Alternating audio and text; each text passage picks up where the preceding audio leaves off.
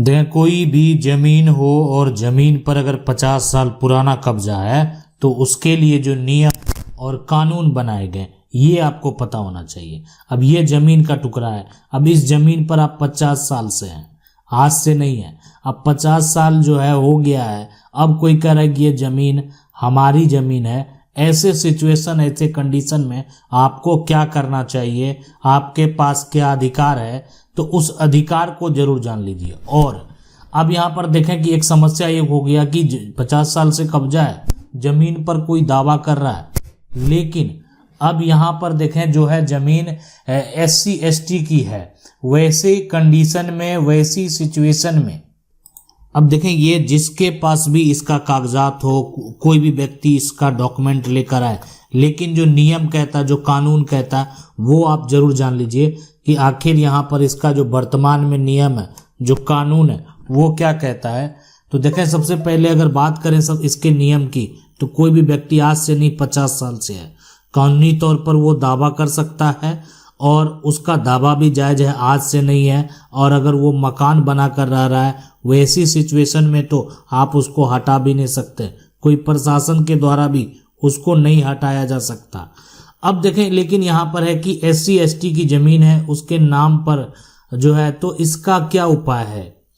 अब देखें, कोई भी अगर बात करें, सबसे पहले यहाँ पर अनुसूचित जो है, अनुसूचित जाति हो या अनुसूचित जनजाति हो, जाति हो या यहाँ पर जनजाति हो, दोनों के केस में, ठीक है, यानी SC हो या ST हो, अब उन लोगों की जमीन है तो उस पर जो नियम है ना वो अलग है, नियम भी अलग लगा हुआ है और साथ में बहुत सारे कंडीशन में प्रतिबंध भी है।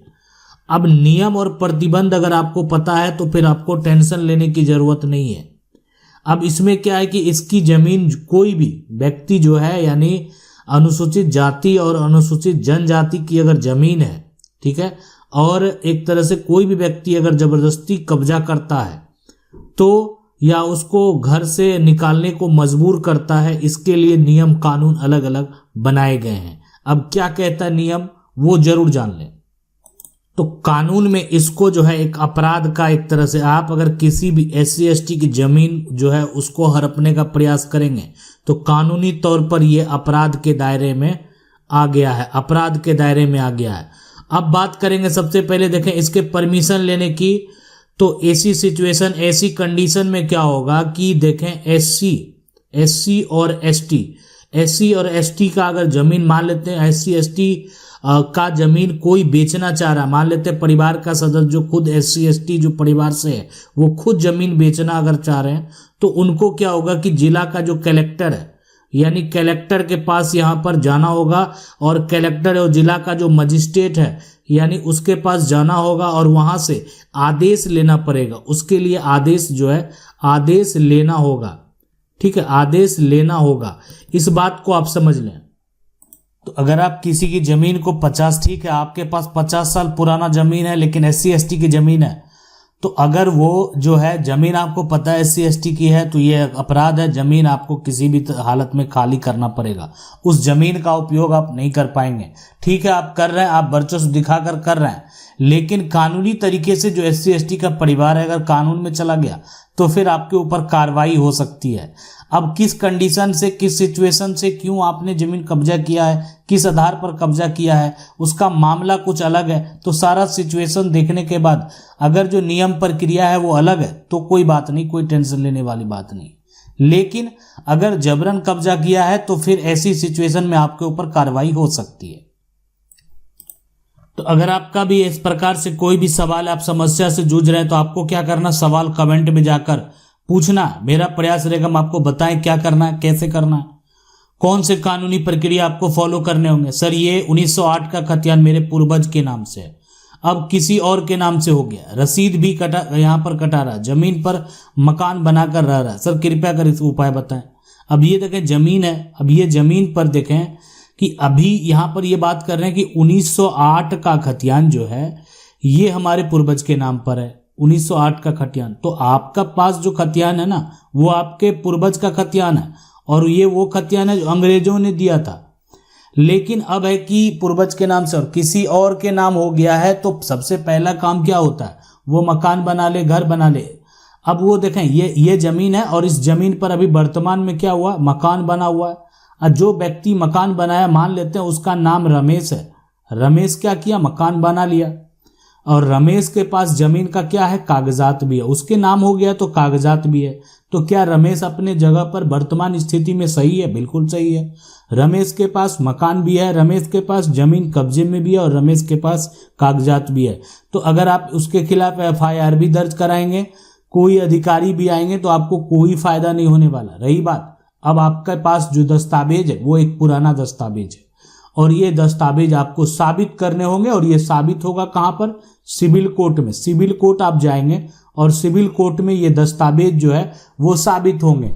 तो इसलिए इस बात को आप समझ लें कि सिविल कोर्ट में जो ये डॉक्यूमेंट साबित होगा, प्रूफ होगा, तो ऐसी सिचुएशन में क्या होगा, आप अपनी प्रॉपर्टी को प्राप्त कर पाएंगे, अपनी जमीन को जो है प्राप्त कर पाएंगे। इसलिए कि जब तक ये कोर्ट में साबित नहीं होगा, आप अपनी प्रॉपर्टी को प्राप्त नहीं कर सकते हैं। आपका पूर्वज का खतियान है, आपको साबित करना पड़ेगा कि यह इसके नाम से गलत तरीके से हो गया है।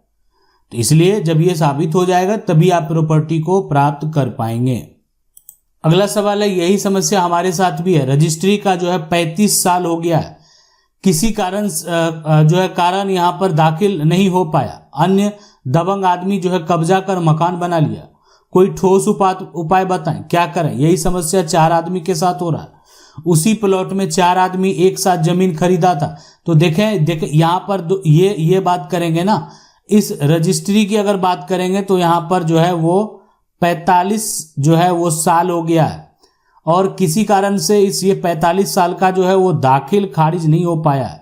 दाखिल खारिज जो है वो नहीं हो पाया है।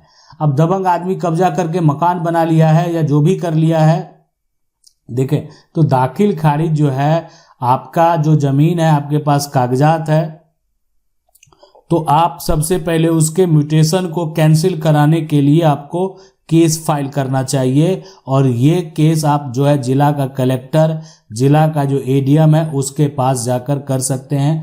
ADM कोर्ट में जाकर ये केस फाइल कर सकते हैं कि ये जो यहाँ पर बात करेंगे सबसे पहले। अब देखिए यही समस्या जो है वो 4 आदमी के साथ हो रहा है, तो उसमें जो है एक साथ जमीन खरीदा था। तो देखें होता है क्या है कि कोई अन्य व्यक्ति अगर करा लिया है ना, अब मान लेते हैं सबसे पहले, अब क्या होता है कि प्लॉट जितना था उससे अगर अधिक जमीन को बेच दिया गया है, तो उसमें पहले जिसका दाखिल खारिज हो गया, जिसके केवाला का वही मान्य होगा, या पहले का जिसके पास केवाला है उसी का दाखिल खारिज होना चाहिए।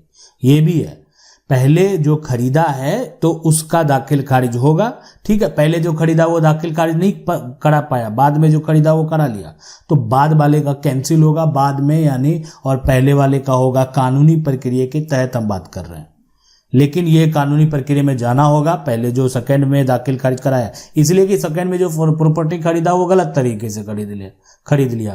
प्रॉपर्टी जो कागजात है उसमें प्रॉपर्टी दर्ज ही नहीं है, वो या ग्राउंड में आप कह सकते हैं जमीन का मैप सबको ज़्यादा है, अधिक है, लेकिन जो डॉक्यूमेंट है, जो प्रॉपर्टी का डॉक्यूमेंट है, उस डॉक्यूमेंट पर जमीन मौजूद नहीं है, उस डॉक्यूमेंट पर प्रॉपर्टी मौजूद नहीं है। ऐसी सिचुएशन में क्या होगा, जो सेकंड में दाखिल खारिज कराया है उसका रद्द होगा, और जो पहले कराया है, जो पहले जमीन का केवाला लिया है उसका दाखिल खारिज जो है वो होगा।